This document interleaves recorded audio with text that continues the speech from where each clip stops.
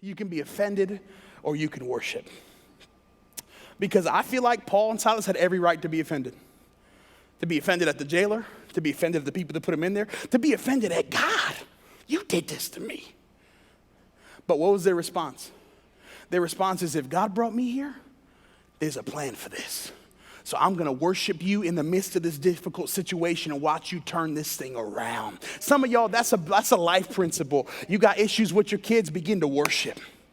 You got stuff going on at work with a crazy boss, just begin to open your mouth and worship God. You got stuff going on with your finances, you just put on some worship music, lift up your hands and begin to exalt the goodness and the greatness of our God. You got stuff going on in your life, choose to be worshiper instead of being offended. Can I tell you that worship is a better witness than offense? When people in your life hear you complaining about your stuff versus worshiping God through your stuff, it sends a message. Because the Bible says that Paul and Silas were worshiping and singing hymns, and it says the prisoners around them were listening to them. If people are listening to your life right now, does it sound like worship or does it sound like offense?